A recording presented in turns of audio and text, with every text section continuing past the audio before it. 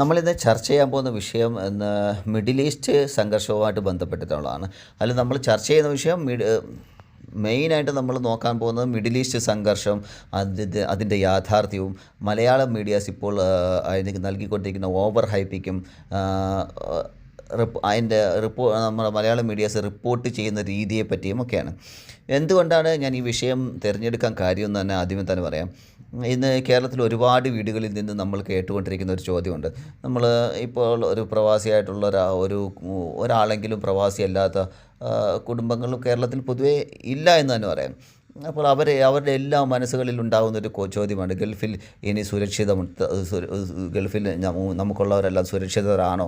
യുദ്ധം ഇനിയും കടുക്കുമോ? യുദ്ധം ഇനിയും വരുമോ? എൻ്റെ മകൻ, മകൾ, അല്ലെങ്കിൽ എൻ്റെ ഭർത്താവ്, എൻ്റെ ഭാര്യ, എൻ്റെ കൊച്ചുമക്കളും എൻ്റെ മകൻ്റെ കുടുംബവും എല്ലാവരും ഗൾഫിലാണല്ലോ, അവരൊക്കെ സേഫാണോ എന്നുള്ള ചോദ്യങ്ങളാണ് ഇപ്പോൾ നമ്മുടെ മെയിൻ സ്ട്രീം മീഡിയാസിലൂടെ വാർത്തകൾ കണ്ടുകൊണ്ടിരിക്കുന്ന ഓരോ ശരാശരി പ്രവാസികളുടെയും കുടുംബത്തിൽ നിന്ന് നമ്മളിപ്പോൾ കേട്ടുകൊണ്ടിരിക്കുന്നത്. ഈ ചോദ്യങ്ങൾ സ്വാഭാവികമാണ്. പക്ഷേ ഈ ഭയം എവിടെ നിന്നാണ് വരുന്നത്? ഈ ചോദ്യങ്ങൾ ചോദിക്കാൻ ഇത്രയധികം ഭയം ഒരു പ്രവാസിയുടെ കുടുംബത്തിലുള്ള ആളുകളുടെ ഇടയിലേക്ക് എവിടെ നിന്നാണ് വന്നത്? മിഡിൽ ഈസ്റ്റിലുള്ള പ്രവാസികളിൽ നിന്നല്ല ഒരിക്കലും. പക്ഷേ കേരളത്തിലെ മലയാളം മീഡിയ റിപ്പോർട്ട് ചെയ്യുന്ന ഫൂട്ടേജുകളിൽ നിന്നും അവർ റിപ്പോർട്ട് ചെയ്യുന്ന രീതിയിൽ നിന്നുമാണ് പാവപ്പെട്ട ഒരു സാധാരണ ശരാശരി പ്രവാസിയുടെ കുടുംബത്തിലുള്ള ആളുകളുടെ മനസ്സിൽ ഈ ചോദ്യം ഉടലെടുത്ത് വന്നത് കേരളത്തിലെ മലയാളം മീഡിയാസ് റിപ്പോർട്ട് ചെയ്യുന്ന രീതിയിൽ നിന്നാണ്. ഒരു വാക്ക് നമ്മളെപ്പോഴും ചിന്തിക്കണം, എന്താണ് ഗ്രൗണ്ട് റിയാലിറ്റി, എന്താണ് അത് തന്നെയാണോ നമ്മൾ റിപ്പോർട്ട് ചെയ്യുന്നത്? ഇന്ന് ഗൾഫിൽ ജോലി ചെയ്യുന്ന മലയാളികളെ വിളിച്ച് ചോദിച്ചാൽ അവർ പറയുന്ന ഒരു കാര്യമുണ്ട്. ഏതൊരു മലയാളിയെ വിളിച്ചാൽ ആർക്ക് വേണമെങ്കിലും ചോദിക്കാം, നിങ്ങളുടെ ലൈഫ് എങ്ങനെയാണ് പോകുന്നത്? ലൈഫ് അവിടെ നോർമലാണോ? നിങ്ങൾ ഡെയിലി ഓഫീസിൽ പോകുന്നുണ്ടോ? നിങ്ങളുടെ കുട്ടികളുടെ സ്കൂളുകളൊക്കെ അടച്ചിട്ടുണ്ടോ? അവർ സ്കൂളുകളിൽ പോകുന്നുണ്ടോ? നിങ്ങളുടെ ട്രാൻസ്പോർട്ടേഷൻ സൗകര്യങ്ങൾക്ക് എന്തെങ്കിലും ബുദ്ധിമുട്ടുകൾ ഉണ്ടായിട്ടുണ്ടോ? ഏതാണെന്ന് വെച്ചാൽ ഇൻ്റർനാഷണൽ ഫ്ലൈറ്റ്സും കാര്യങ്ങളുമൊക്കെ നിർത്തിയിട്ടുണ്ടെന്നുള്ളത് കാര്യമാണ്. അത് കാരണം അതൊരു ക്രോസ് ബോർഡറായിട്ട് പോകുന്ന ഫ്ലൈറ്റുകളും കാര്യങ്ങളൊക്കെയാണ്. അപ്പോൾ ഈ യുദ്ധം നടക്കുന്ന ഏരിയയിലൂടെ അവർക്ക് ഒരിക്കലും ഫ്ലൈറ്റ് പറത്താനോ കാര്യങ്ങൾക്കോ ഒന്നും സാധിക്കില്ല. അതൊരു യാഥാർത്ഥ്യമാണ്. പക്ഷേ ഒരിക്കലും അവരുടെ ആഭ്യന്തരമായിട്ടുള്ള ട്രാൻസ്പോർട്ടേഷൻ സൗകര്യങ്ങളെയോ കാര്യങ്ങളോ ഒന്നും ബാധിക്കുന്ന രീതിയിലേക്ക് ഇതുവരെയായിട്ട് ഒരു രാജ്യത്ത് നിന്നും ഒരു റിപ്പോർട്ടും വന്നിട്ടില്ല. പക്ഷേ TV തുറക്കുമ്പോൾ നമ്മൾ എന്താണ് കാണുന്നത്? യുദ്ധഭീഷണി, ഗൾഫ് തീ പിടിക്കുന്നു, പ്രവാസികൾ അപകടത്തിൽ. ഈ തരത്തിലുള്ളൊരു റിപ്പോർട്ടിംഗാണ് നമ്മുടെ മെയിൻ സ്ട്രീം മീഡിയാസ് എല്ലാം റിപ്പോർട്ട് ചെയ്തുകൊണ്ടിരിക്കുന്നത്. ഇവ രണ്ടും ഒരേ കഥയാണോ? ഇപ്പോൾ നടന്നുകൊണ്ടിരിക്കുന്ന യാഥാർത്ഥ്യവും ഇവർ റിപ്പോർട്ട് ചെയ്യുന്ന രീതിയും തമ്മിൽ എന്തെങ്കിലും ബന്ധം ഉണ്ടോ? ബഹുമാനപ്പെട്ട യൂസഫ് അലി സാർ തന്നെ ഇന്ന് എന്താണ് പറഞ്ഞത്? ഒരു നിർണായകമായിട്ടുള്ളൊരു മുന്നറിയിപ്പ് തന്നെയാണ് മലയാളം മീഡിയസിന് അദ്ദേഹം ഇന്ന് കൊടുത്തിട്ടുള്ളത്. ഇന്ന് നടത്തിയ പ്രസ് മീറ്റിൽ അദ്ദേഹം കൊടുത്തത് നിർണായകമായിട്ടുള്ളൊരു മുന്നറിയിപ്പാണെന്ന് തന്നെ പറയാം. ഈ വിഷയത്തിൽ പ്രശസ്ത വ്യവസായിയും ഗൾഫിൽ വർഷങ്ങളായി പ്രവർത്തിക്കുന്ന വ്യക്തിയുമാണ് യൂസഫ് അലി. ഒരു പ്രസ് മീറ്റിൽ അദ്ദേഹം ഒരു കാര്യം ഇങ്ങനെ ഓപ്പണായിട്ട് പറയണമെന്നുണ്ടെങ്കിൽ അദ്ദേഹം പറയുന്നു, അവിടുത്തെ ഹിസ് ഹൈനസിനോട് ഞാൻ സംസാരിച്ചപ്പോൾ അദ്ദേഹം എന്നോട് ചോദിച്ച ചോദ്യമാണെന്നുള്ള രീതിയിലാണ് അദ്ദേഹം ഇത് പ്രസൻറ്റ് ചെയ്യുന്നത്. മലയാളം മീഡിയാസ് എന്തുകൊണ്ടാണ് ഇത്രയും ഓവർ ഹൈപ്പ് ചെയ്യുന്നതെന്നുള്ള രീതിയിലുള്ള ചോദ്യമാണ് അവിടുത്തെ അതോറിറ്റീസിൽ നിന്ന് അദ്ദേഹത്തിന് കേൾക്കേണ്ടി വന്നത്. അപ്പോൾ അദ്ദേഹം പറഞ്ഞത് എന്താണ്? അദ്ദേഹത്തിൻ്റെ പ്രസ് മീറ്റിൻ്റെ ഉള്ളടക്കം എന്താണ്? ഗൾഫ് മേഖല സുരക്ഷിതമാണ്, മലയാളം മീഡിയാസ് അനാവശ്യമായിട്ടുള്ള ഭയം സൃഷ്ടിക്കരുത്, ഓവർ ഹൈപ്പിംഗ് ആളുകളെ പേടിപ്പിക്കുന്നു. ഒരേ സമയം നമ്മുടെ കേരളത്തിലുള്ള കുടുംബങ്ങളെ ഭയത്തിലേക്ക് വീഴ്ത്തുന്നതോടൊപ്പം തന്നെ ഇതേ ഗൾഫ് രാജ്യങ്ങളിലുള്ള അതോറിറ്റീസ് വരെ നമ്മുടെ മലയാളം മീഡിയയുടെ റിപ്പോർട്ടിങ്ങിൽ അസ്വസ്ഥരാണെന്നല്ലേ അദ്ദേഹത്തിൻ്റെ പ്രസ് മീറ്റിൽ നിന്ന് നമ്മൾ മനസ്സിലാക്കേണ്ടത്. അതുപോലും മനസ്സിലാക്കാനുള്ള സാമാന്യ യുക്തി നമ്മുടെ മീഡിയാസിനില്ലേ? ഇതൊരിക്കലും ഒരു പൊളിറ്റീഷ്യൻ്റെ വാക്കുകളല്ല, ഒരു ലോകം കണ്ട ഗ്രൗണ്ട് റിയാലിറ്റി എന്താണെന്ന് അറിഞ്ഞിട്ടുള്ള ഒരു ബിസിനസ്മാൻ പറഞ്ഞിട്ടുള്ള ഒരു മുന്നറിയിപ്പാണ്, നമുക്ക് തന്നിട്ടുള്ള ഒരു ഉപദേശമായിട്ട് വേണമെങ്കിൽ നമ്മുടെ മീഡിയാസിന് എടുക്കാവുന്നതാണ്. അദ്ദേഹം GCC രാജ്യങ്ങളിലുള്ള ഒട്ടുമിക്ക ഭരണാധികാരികളുമായിട്ട് നല്ല ബന്ധമുള്ളൊരു മനുഷ്യനാണ്. ആ മനുഷ്യന് അങ്ങനെ ഒരു മുന്നറിയിപ്പ് നമ്മുടെ മീഡിയാസിന് നൽകുന്നുണ്ടെങ്കിൽ അദ്ദേഹം വെറും വാക്ക് പറയില്ലല്ലോ. അവിടുത്തെ ഹിസ് ഹൈനസ് ചോദിച്ച ഒരു ചോദ്യം എന്നോട് ചോദിച്ചതാണ് എന്ന് പറഞ്ഞ് അദ്ദേഹം പറഞ്ഞൊരു കാര്യമാണ്. ഇറാൻ അക്രമം നടത്തുന്നു എന്നുള്ളത് ഫാക്റ്റാണ്. അതിനെ ആരും ഡിനൈ ചെയ്യുന്നില്ല. പക്ഷേ അത് സാധാരണക്കാരായിട്ടുള്ള പ്രവാസികളുടെ ജീവിതത്തെ ബാധിക്കുന്ന രീതിയിലേക്ക് ആയിട്ടുണ്ടോ? അവർ ആക്രമിച്ചുകൊണ്ടിരിക്കുന്നത് മൊത്തം അമേരിക്കൻ ബേസുകൾ കേന്ദ്രീകരിച്ചാണ്.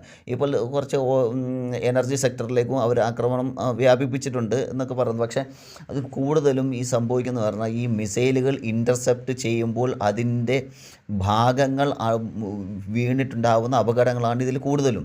ഒരിക്കലും ഇറാൻ ഇതുവരെ ഒരു ജനവാസ മേഖല GCC രാജ്യങ്ങളിലെ ജനവാസ മേഖല കേന്ദ്രീകരിച്ച് ഒരു ആക്രമണം പോലും ഇതുവരെയായിട്ട് നടത്തിയതായിട്ട് ഒഫീഷ്യലി റിപ്പോർട്ട് ചെയ്തിട്ടില്ല.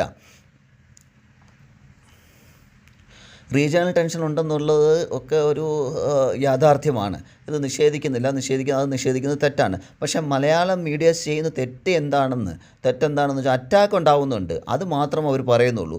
എന്നാൽ അവിടുത്തെ ഡിഫൻസ് സിസ്റ്റങ്ങൾ എങ്ങനെ ഉണ്ട്, അവർക്കത് ഇൻ്റർസെപ്റ്റ് ചെയ്യാനുള്ള കഴിവുകളുണ്ടോ, കേപ്പബിലിറ്റീസ് ഉണ്ടോ, ഈ GCC രാജ്യങ്ങൾക്കൊക്കെ അതിനുള്ള കേപ്പബിലിറ്റീസ് ഉണ്ടോ, ഇതിൽ എത്ര മിസൈലുകൾ വന്നു, എത്ര മിസൈലുകൾ ഇൻ്റർസെപ്റ്റ് ചെയ്തു, ഏതെങ്കിലും ജനവാസ മേഖലയിൽ ഇതൊക്കെ വീണോ, ഇതിനെയൊക്കെ റീസണബിളായിട്ട് അനലൈസ് ചെയ്ത് ഒരു സാധാരണക്കാർക്ക് ഭയം ഉണ്ടാക്കാത്ത രീതിയിൽ ഇതിനെ അവതരിപ്പിക്കാൻ നമ്മുടെ മീഡിയാസിന് ഇതുവരെയായിട്ടും കഴിഞ്ഞിട്ടില്ല. ഏകദേശം ദുബായ് ഭരണാധികാരികൾ എന്ന് പറയുന്നത് ഏകദേശം 650 മുകളിലോ അല്ലെങ്കിൽ 650ഓളമോ മിസൈലുകൾ അവിടത്തേക്ക് മിസൈലുകളോ ഡ്രോണുകളോ അവിടത്തേക്ക് അയച്ചതിൽ ഏകദേശം 40 താഴെ മാത്രം, 40 താഴെയോ അല്ലെങ്കിൽ 45 താഴെയോ എണ്ണം മാത്രമേ അവിടെ വീണിട്ടുള്ളൂ. ബാക്കി 600ഓളം മിസൈലുകളോ ഡ്രോണുകളെ അവർ ഡിഫെൻഡ് ചെയ്യുകയാണ് ചെയ്തിട്ടുള്ളത്. ഇതിൽ പല അപകടങ്ങളും നടക്കുന്നത് ഞാൻ മുൻപ് പറഞ്ഞ പോലെ തന്നെ അതിൻ്റെ മിസൈൽ ഇൻ്റർസെപ്റ്റ് ചെയ്തതിനു ശേഷം ബാക്കി ഉണ്ടാകുന്ന അവശിഷ്ടങ്ങൾ വീണുണ്ടാകുന്ന അപകടങ്ങളാണ്. ഇതൊന്നും ഇതുവരെയായിട്ടും ഒരു സാധാരണക്കാരായിട്ടുള്ള ആളുകളെ ബാധിക്കുന്ന രീതിയിലോ അവർക്ക് ജോലിക്ക് പോകാൻ പറ്റാത്ത സാഹചര്യമോ അല്ലെങ്കിൽ അവർക്ക് ഭക്ഷണ ദൗർബല്യം ഉണ്ടാകുന്ന രീതിയിലേക്കോ അങ്ങനെയുള്ള കാര്യങ്ങളിലേക്കൊന്നും പോയിട്ടില്ല. അപ്പം GCC രാജ്യങ്ങൾ വെറും കാണികളല്ല, അത് നമ്മളൊന്നുകൂടെ മനസ്സിലാക്കണം. ഇന്ന് GCC രാജ്യങ്ങൾ ഓക്കെ, അമേരിക്കൻ ബേസുകൾ അവിടെ ഉണ്ട്, അതുകൊണ്ടാണ് തീർച്ചയായിട്ടും അവിടത്തേക്ക് ആക്രമണം വന്നെന്നുള്ളത് യാഥാർത്ഥ്യമാണ്. അവർക്ക് സ്വന്തമായി ഡെവലപ്പ് ചെയ്ത ഡിഫൻസ് സിസ്റ്റങ്ങളോ കാര്യങ്ങളോ ഒന്നുമില്ല. കാരണം ഈ GCC രാജ്യങ്ങൾ മിക്കവാറും അറിയപ്പെടുന്ന പ്രധാനപ്പെട്ട അറബ് രാജ്യങ്ങളൊന്നും യുദ്ധം ഇപ്പോഴത്തെ സാഹചര്യത്തിൽ യുദ്ധം ആഗ്രഹിക്കുന്നവരോ മറ്റൊരു രാജ്യത്തോട് യുദ്ധം ചെയ്യണമെന്ന് ആഗ്രഹമുള്ളവരല്ല. മുൻപ് അവരുടെ ചരിത്രങ്ങൾ പിന്നോട്ടുള്ള ചരിത്രങ്ങളൊക്കെ എടുത്തു നോക്കിയാൽ അവർ യുദ്ധങ്ങൾ ചെയ്യുകയും ഗോത്രങ്ങൾ തമ്മിലുള്ള യുദ്ധങ്ങളും കാര്യങ്ങളും ഒക്കെ അവരുടെ ചരിത്രത്തിൽ കാണാൻ കഴിയുമെങ്കിലും ഇപ്പം മോഡേണായിട്ടുള്ള ഒരു GCC രാജ്യങ്ങളും യുദ്ധത്തെ പ്രോത്സാഹിപ്പിക്കുകയോ സ്വന്തമായിട്ട് ഒരു ഇനീഷ്യേറ്റീവ് എടുത്ത് എനിക്ക് ഇന്ന രാജ്യത്തെ ആക്രമിക്കണം, ഞങ്ങൾക്ക് ഇന്ന രാജ്യത്തെ ആക്രമിക്കണമെന്ന് ആഗ്രഹമുള്ള ഒരു GCC രാജ്യങ്ങളുമില്ല. അവരതുകൊണ്ട് തന്നെ ഡിഫൻസ് മേഖലയിൽ സ്വന്തമായിട്ട് നമുക്ക് എന്തെങ്കിലും കണ്ടുപിടുത്തങ്ങൾ നടത്തണമെന്നോ അല്ലെങ്കിൽ കുറേ ബോംബുകൾ ഉണ്ടാക്കണമെന്നോ കുറേ വിമാനങ്ങൾ മിസൈൽ ഉണ്ടാക്കണമെന്നോ ഒന്നും ആഗ്രഹം അവർക്ക് തോന്നിയിട്ടുണ്ടാവില്ല. അവരുടെ വഴി അതല്ല എന്നാണ് എനിക്ക് തോന്നുന്നത്. പക്ഷേ അവർ രാജ്യം എന്ന നിലയ്ക്ക് ആ രാജ്യത്തിൻ്റെ പരമാധികാരം നിലനിർത്താൻ വേണ്ടിയിട്ട് അതൊക്കെ ഒരു ആവശ്യമുള്ളതാണ്. എന്നും ഈ അമേരിക്ക പോലൊരു രാജ്യത്തെ മാത്രം ഡിപ്പെൻഡ് ചെയ്തുകൊണ്ട് അവർക്ക് എത്രമാത്രം മുന്നോട്ട് പോകാൻ കഴിയുമെന്നുള്ളത് അതൊക്കെ വേറൊരു വിഷയമാണ്. അത് വേറൊരു വിഷയത്തിൽ നമുക്ക് ചർച്ച ചെയ്യേണ്ടതാണ്. അതുകൊണ്ട് തന്നെ ഇപ്പോൾ ഈ GCC രാജ്യങ്ങൾ ഇപ്പോൾ നിലവിൽ ചെയ്തുകൊണ്ടിരിക്കുന്നത് പറഞ്ഞാൽ അഡ്വാൻസ് മിസൈൽ ഡിഫൻസ് സിസ്റ്റംസും ഫൈറ്റർ ജെറ്റുകളായാലും അവർക്ക് ആവശ്യമുള്ള സാധനങ്ങളൊക്കെ അമേരിക്കയിൽ നിന്ന് വാങ്ങുകയാണ് അവർ ചെയ്യുന്നത്. അതേപോലെ തന്നെ ഈ ബേസ് ക്യാമ്പുകളും കമാൻഡ് സെൻറ്ററുകളും ഒക്കെ അവരുടെ രാജ്യത്ത് അനുവദിച്ചു കൊടുത്തിരിക്കുന്നത് പറഞ്ഞാൽ ഇതൊരു സെക്യൂരിറ്റിയുടെ അവരുടെ രാജ്യത്തിൻ്റെ സെക്യൂരിറ്റിയുടെ ഭാഗം കൂടിയാണ്.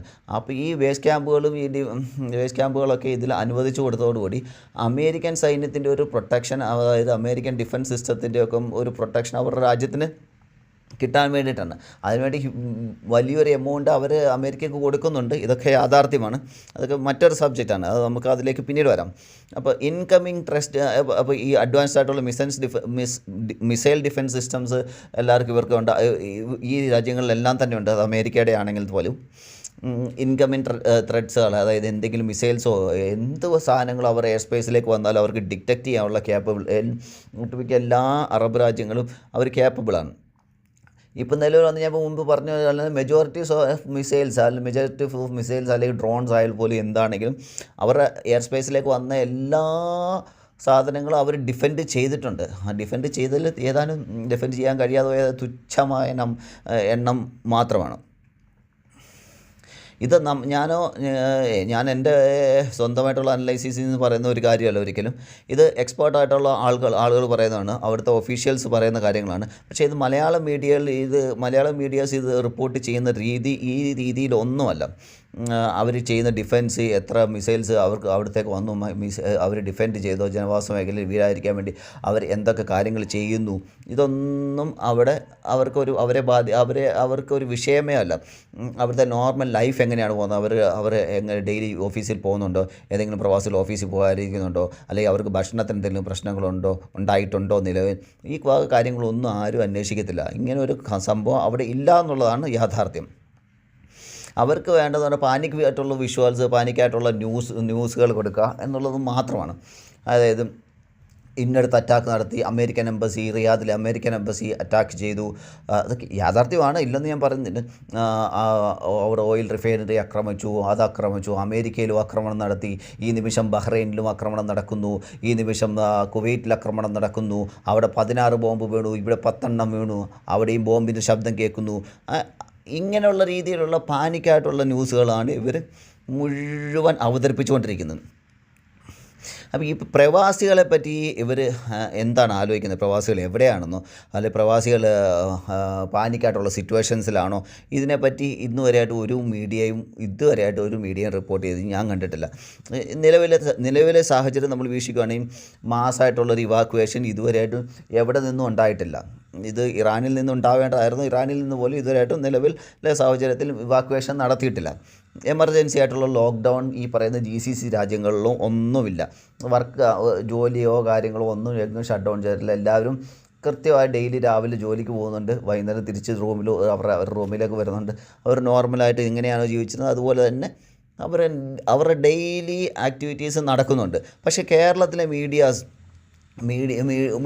ഈ വാർത്തകൾ റിപ്പോർട്ട് ചെയ്തിരിക്കുന്ന രീതി കൊണ്ട് അവർ വൃദ്ധരായിട്ടുള്ള മാതാപിതാക്കൾ, വീടുകളിൽ തനിച്ചുള്ളവർ, അവർക്ക് ഉറക്കമില്ലാത്ത അവസ്ഥ, അവരുടെ ഭാര്യമാരൊക്കെ ആണെങ്കിൽ ദിവസം വിളിച്ചിട്ട് ചോദിക്കും, പാനിക്കായിട്ടാണ് നിങ്ങൾക്ക് അവിടെ സുഖമാണോ, നിങ്ങൾക്ക് എന്തെങ്കിലും പ്രശ്നമുണ്ടോ, നിങ്ങൾക്ക് ആവശ്യത്തിനുള്ള ഫുഡും കാര്യങ്ങളൊക്കെ ഉണ്ടോ, ഭക്ഷണമുണ്ടോ, എല്ലാം മേടിച്ച് സ്റ്റോർ ചെയ്ത് വെക്കണേ. ഈ രീതിയിലുള്ള പാനിക് കോൾസാണ് ഓരോ പ്രവാസികൾക്കും വന്നുകൊണ്ടിരിക്കുന്നത്.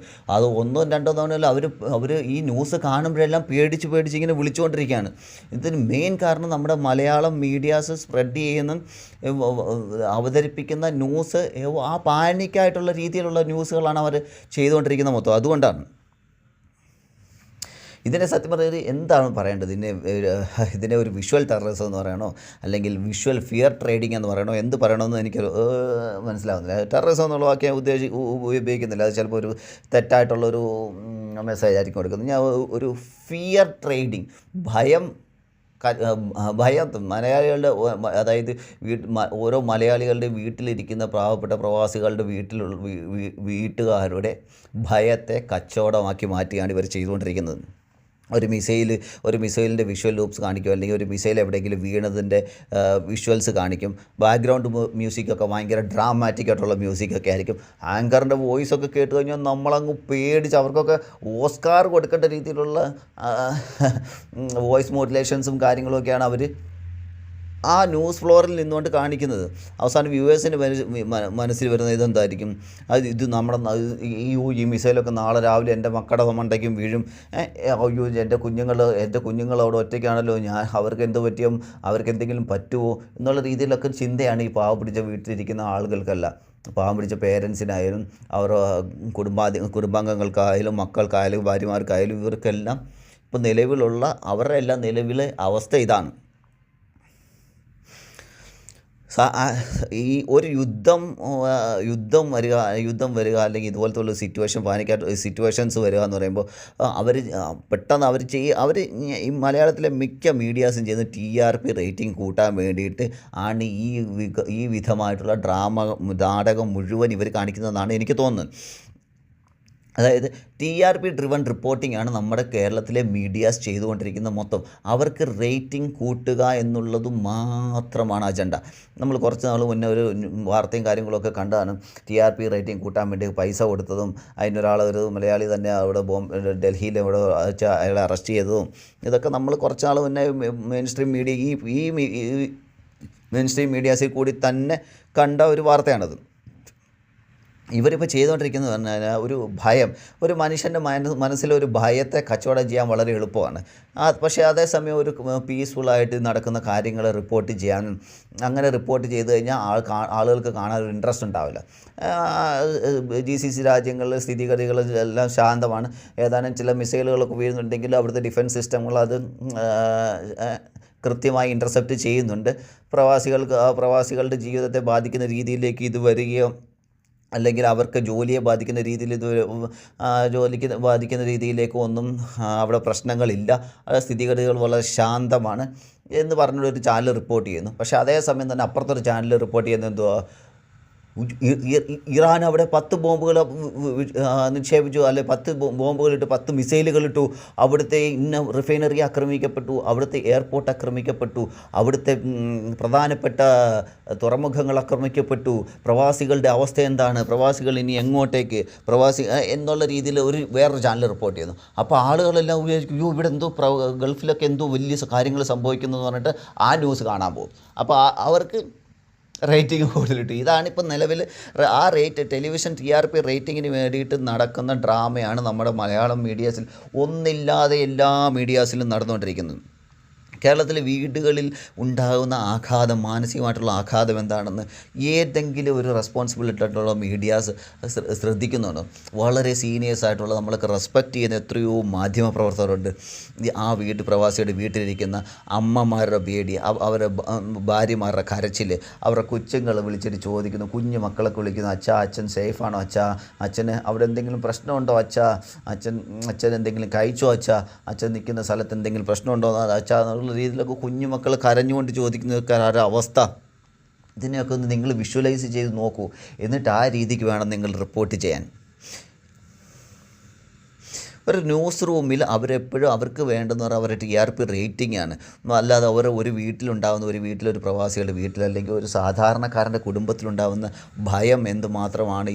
ഞങ്ങൾ ഈ വായിക്കുന്ന ന്യൂസ്, ഞങ്ങൾ ഈ റിപ്പോർട്ട് ചെയ്യുന്ന ന്യൂസ്, ഞങ്ങൾ ഈ രീതിയിൽ അനിമേഷൻസും വോയിസ് മോഡുലേഷൻസും ഒക്കെ വരുത്തി ഇങ്ങനെ ഭയങ്കര പാനിക്കാക്കുന്ന രീതിയിൽ അവതരിപ്പിച്ച് കഴിഞ്ഞാൽ അവർക്കുണ്ടാകുന്ന ഭയം എന്തുമാത്രമാണ്. ഇതിനെപ്പറ്റി ഒന്നും അവരാരും ചിന്തിക്കുന്നില്ല. ജേർണലിസത്തിൻ്റെ അടിസ്ഥാന തത്വങ്ങളെ പോലും മറന്നു പോകുന്ന രീതിയിലാണ് പലപ്പോഴും നമ്മുടെ മീഡിയാസ് റിപ്പോർട്ട് ചെയ്യുന്നത്. ഒരു ന്യൂസ് പബ്ലിഷ് ചെയ്യുമ്പോൾ മീഡിയാസ് സ്വയം ചോദിക്കേണ്ട കുറച്ച് ചോദ്യങ്ങളുണ്ടല്ലോ. ഇത് ഫാക്ച്വൽ ആണോ?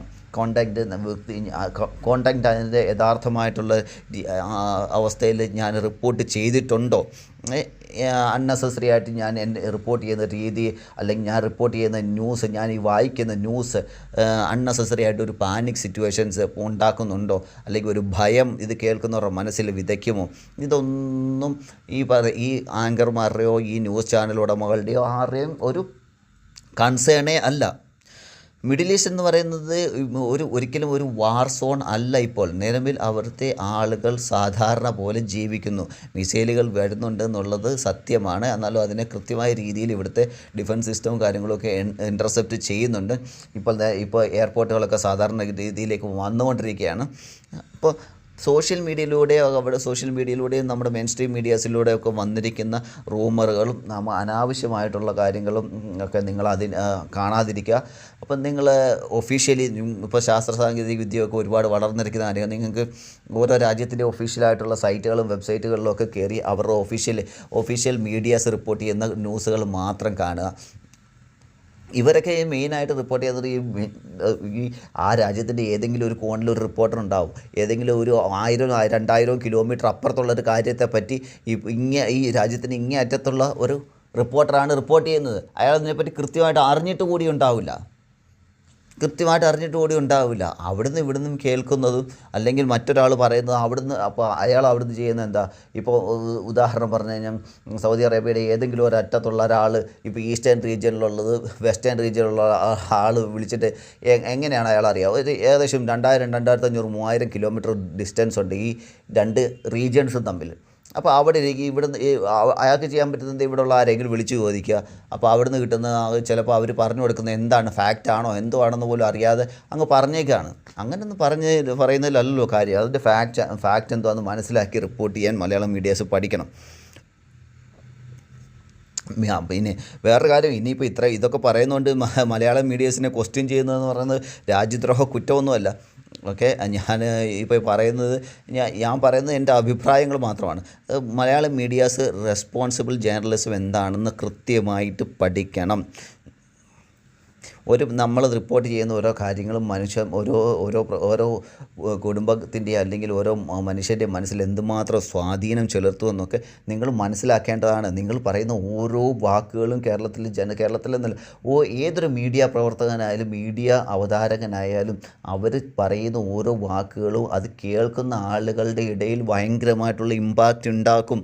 അപ്പോൾ അതിനനുസരിച്ചിട്ട് വേണം നിങ്ങൾ വാർത്തകൾ റിപ്പോർട്ട് ചെയ്യാനും വായിക്കാനും. നിങ്ങൾ എന്താണ് കൃത്യമായിട്ട് ചെയ്യേണ്ടത്?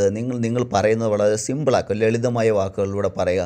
കോൺഫ്ലിക്റ്റുകളൊക്കെ റിപ്പോർട്ട് ചെയ്യുമ്പം അനാവശ്യമായിട്ടുള്ള വോയിസ് മോഡുലേഷൻസും കാര്യങ്ങളൊക്കെ കൊണ്ടുവരാതെ, അനാവശ്യമായിട്ടുള്ള എന്താ പറയുക വിഷ്വൽസും കാര്യങ്ങളൊക്കെ കാണിക്കാതെ, ഈ അനിമേറ്റഡ് ആയിട്ടുള്ള വിഷ്വൽസും കാര്യങ്ങളൊക്കെ കാണിക്കാതെ അതിൻ്റെ നോർമലായിട്ട് യാഥാർത്ഥ്യം ഉണ്ടാകുന്നു അതുപോലെ മാക്സിമം റിപ്പോർട്ട് ചെയ്യാൻ ചെയ്യുക.